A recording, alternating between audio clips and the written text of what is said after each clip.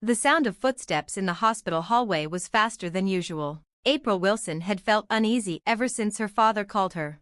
"Miss Wilson, you look lovely today," said an elderly patient kindly as she walked by the nurse's station.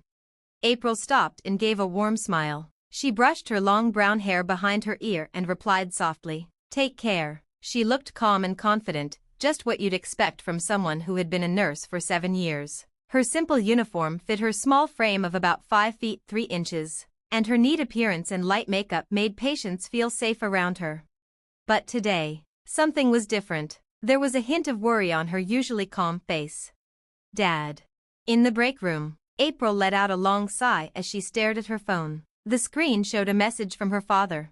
"We're having a family meeting tomorrow. Catherine will be there too." Seeing her sister's name after 3 years made her heart ache. Outside the windows of Mount Auburn Hospital, the colorful fall leaves showed that autumn had fully arrived in Cambridge. April's thoughts drifted to that same season 3 years ago. Her sister Catherine was nothing like her, tall like a model, with shiny blonde hair, always dressed in designer clothes and heavy makeup. She loved attention. As a luxury real estate agent, she focused on rich clients and posted all the time about her fancy lifestyle online. And then there was David. Just thinking about him, her ex-husband, still hurt. He was a successful heart doctor, tall and good-looking, always dressed in expensive suits. Many people admired him at the hospital, but behind that polished look, he was controlling and cold. Their father, Joseph, was a gentle but firm man, with short gray hair and kind eyes. He had earned great respect as a heart surgeon who had saved many lives. He was supposed to be enjoying a quiet retirement now, surely not. April felt anxious, considering the reason for this sudden family meeting.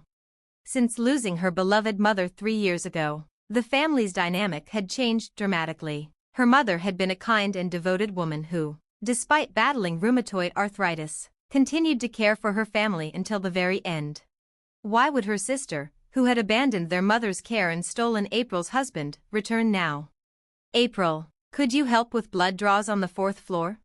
Brought back to reality by a colleague's voice, April quietly stood up. Her serious and sincere nature, along with her consideration for others, these were precious qualities inherited from her mother. The evening sky visible from the hospital windows carried a quiet premonition of tomorrow. April first met David in Mount Auburn Hospital's cafeteria 5 years ago in spring. "Is this seat taken?" he asked with a smile, approaching her in his white coat during a crowded lunch hour. That day marked the beginning of their story. As a rising star in the cardiology department, David was quite renowned within the hospital. Casual conversations during breaks and occasionally overlapping shifts eventually became intentional coincidences that developed into a serious relationship. "How about dinner?" was his first real date invitation. April had felt slightly nervous at the fancy Italian restaurant's course meal, but David's gentlemanly behavior gradually opened her heart. On weekends, they would walk along the Charles River or enjoy art at the Boston Museum. Their romance progressed smoothly under the envious gazes of others. "I've been waiting for someone as sincere as you," he said when he proposed at a restaurant near Harvard Square. Outside the window, maple leaves danced in the autumn wind. Tears rolled down April's cheeks as he placed the ring on her finger. The wedding was held in a church, blessed by both families. April stood in her pure white wedding dress. Her mother smiled with tears in her eyes. Catherine wore a somewhat reserved smile as she stood beside April, serving as maid of honor. Looking back now, perhaps there was already something calculating in that smile. Their newlywed life seemed like the classic American dream. April lovingly prepared lunchboxes every morning, and they enjoyed brunches together on holidays. The apple pie she had learned to make from her mother became David's favorite. The starry sky they saw during their vacation in Cape Cod seemed to promise eternal happiness. However, the happy days didn't last long. The first changes were subtle. David started coming home later and later, even on holidays. He would head to the hospital, claiming important surgeries. His complaints about April's home cooking gradually surfaced. "I wish we could eat at fancy restaurants like Catherine does. As a nurse, you can't keep up with my social circle.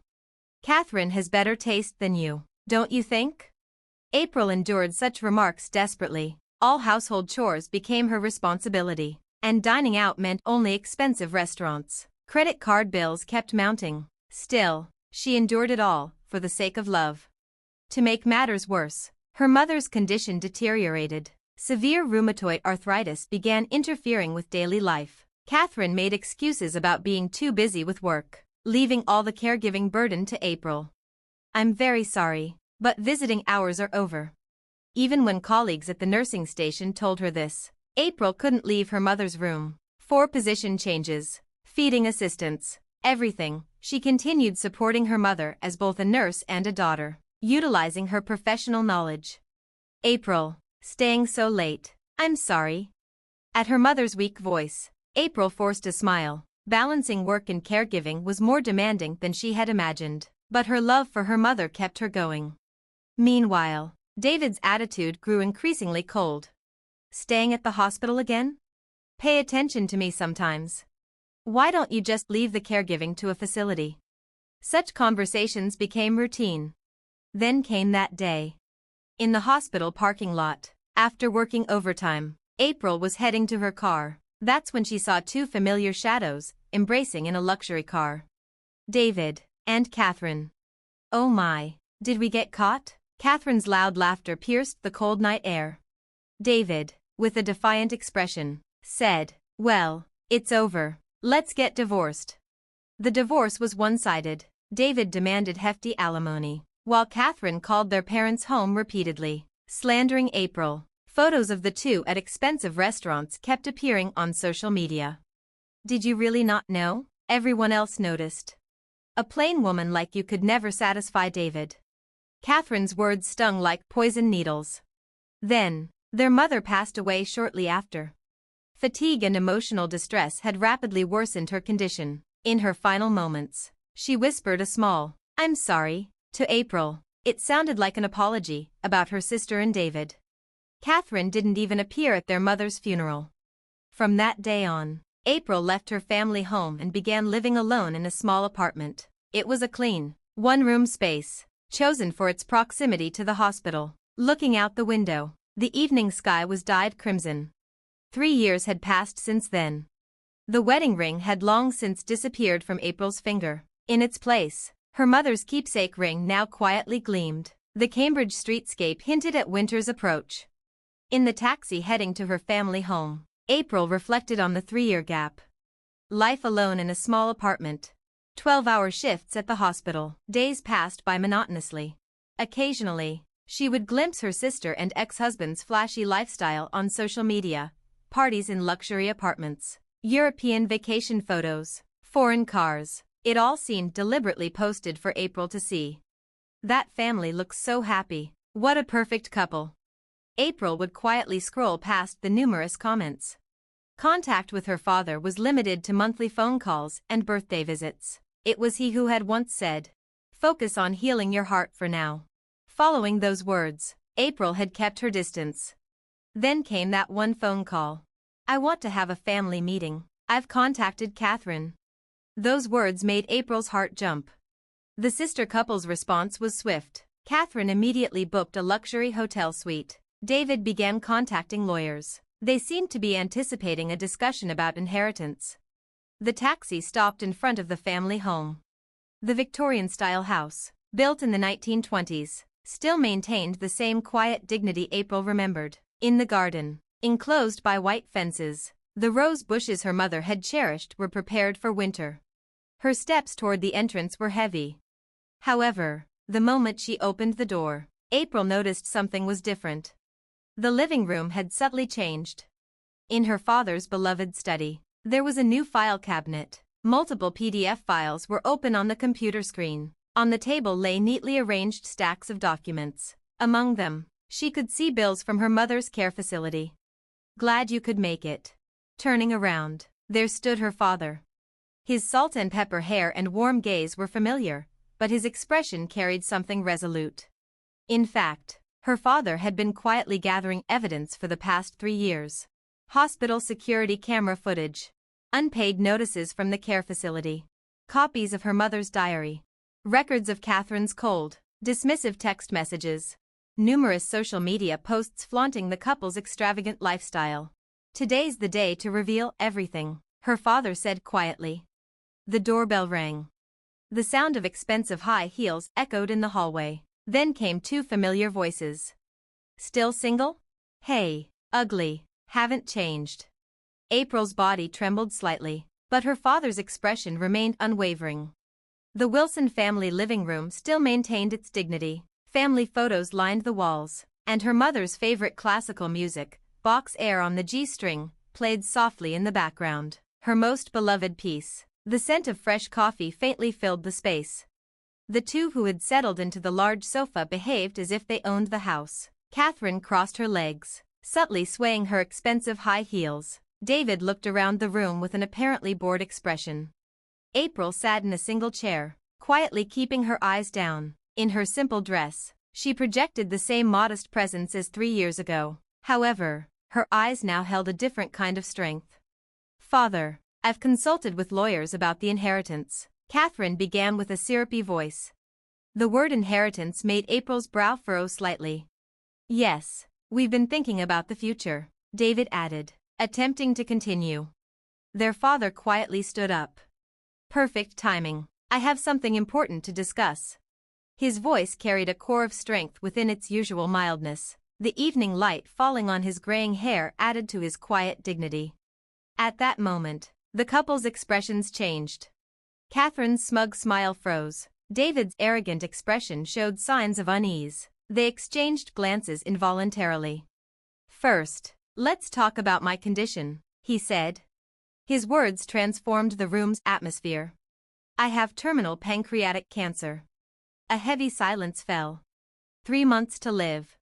Tears glistened in April's eyes. However, this was a fact she had already been told. Meanwhile, Catherine and David's expressions underwent dramatic changes: shock, agitation, and calculation. David's medical instincts instantly understood the gravity of the condition.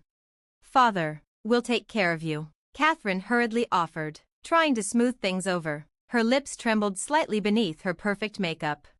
Yes, I can provide the best treatment. David tried to emphasize his position as a doctor. However, their father quietly raised his hand, cutting off their words.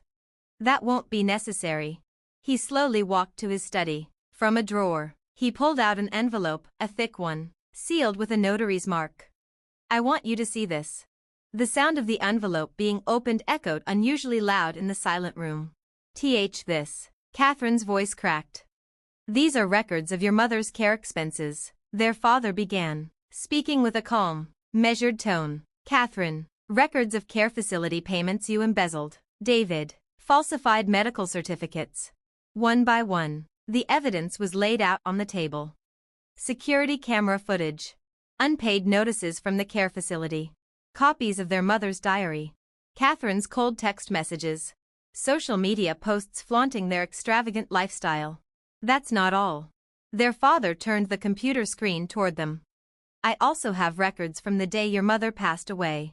The screen showed security camera footage from the hospital, decisive evidence of where Catherine and David had been while their mother lay dying. The color drained from Catherine's face. Cold sweat began to appear on David's forehead.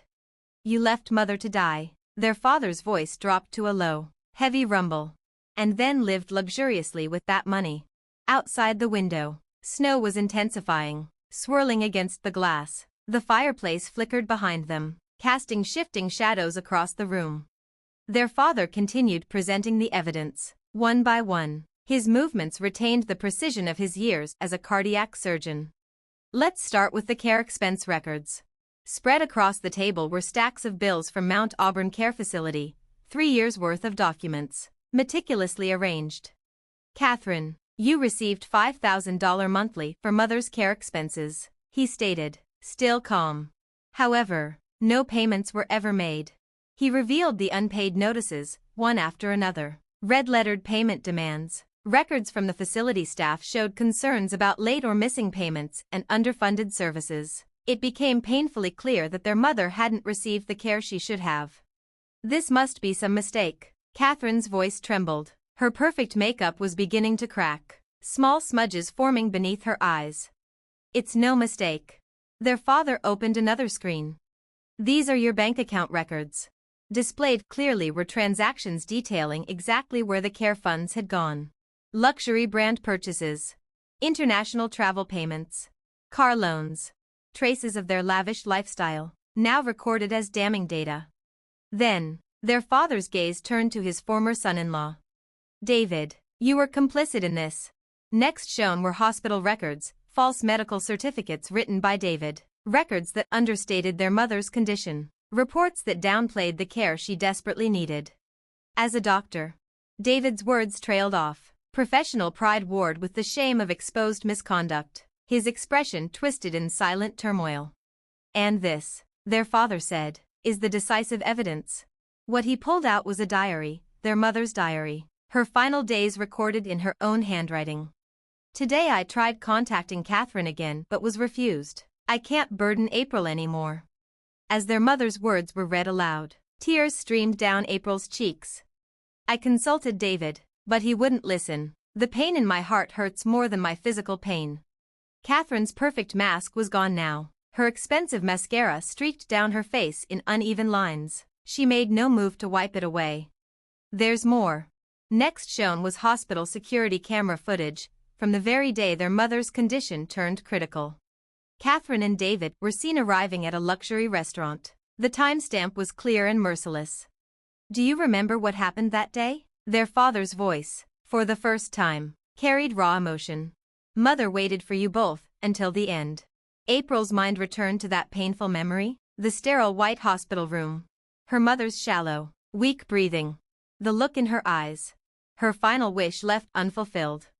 But we had work, Catherine offered weakly, the words no longer qualifying as excuses. Work. Their father quietly opened another tab, social media records. Look at this post. The screen displayed one of Catherine's posts from that day. Having the best night ever. David's face turned ashen. Their father then took out the final envelope, thick, official, and sealed with a notary's mark. This is my will. The room fell into a suffocating silence as he opened it. The document's contents were detailed, final, inarguable. All assets will be inherited by April. The room's air grew heavy. And I've set conditions for you both, their father said, slowly rising to his feet. An apology at your mother's grave. Full repayment of the embezzled care expenses.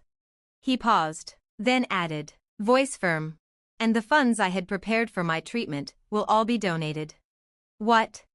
Catherine shot up from the sofa, her brand-name handbag tumbling to the floor with a hollow thud. That's illegal. We have inheritance rights. Her voice cracked with disbelief. You think you have such rights? Their father's gaze pierced sharply through the tension.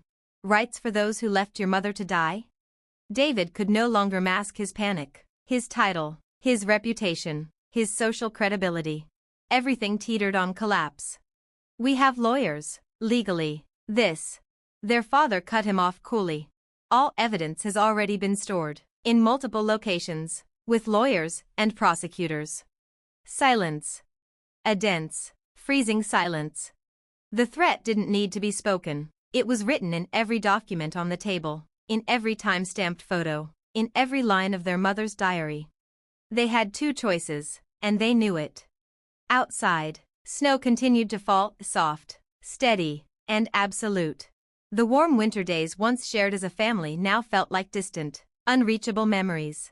The melody of their mother's beloved Bach piece, still playing faintly in the background, quietly signaled the close of one story.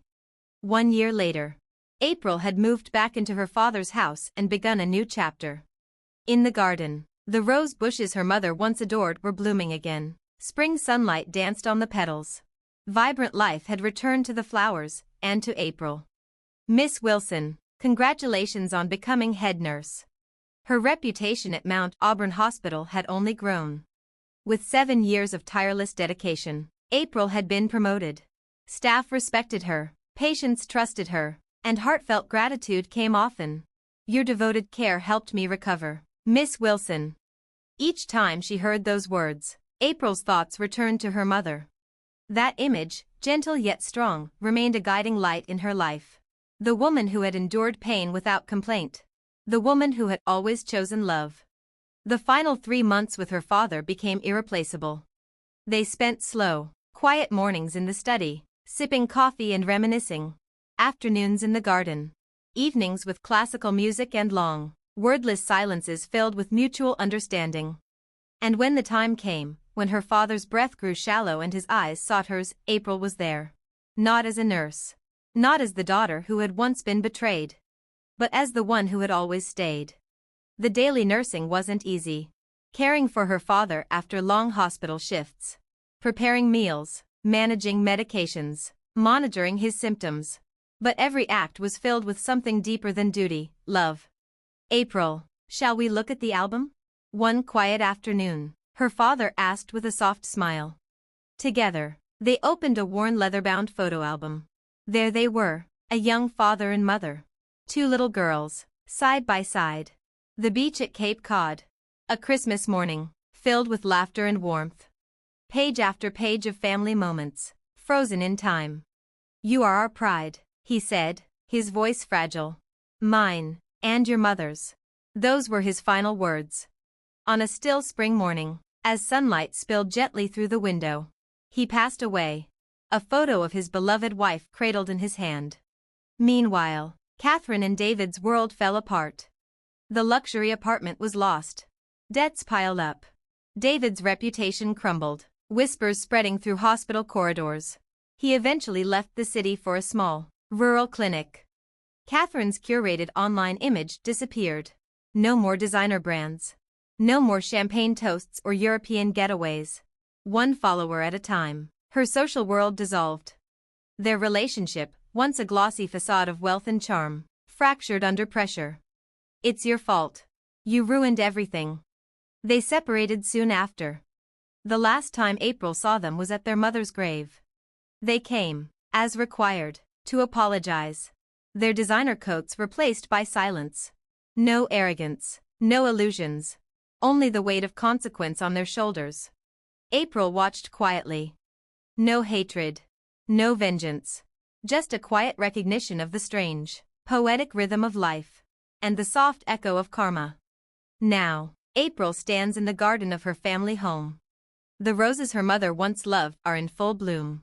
The scent of spring curling through the breeze. She sits on her father's favorite bench, bathed in golden afternoon light. On her hand, her mother's keepsake ring glints softly. She plants new flowers, honoring the past. Tends the garden, preserving memory. Cooks the meals her mother once made, passing love forward. In these quiet, everyday acts, April has found something she never expected. True healing. Dad. Mom, she whispers, eyes soft with peace. I'm happy now. Thanks to you both. I can live strongly. Please, keep watching over me. Birdsong answers.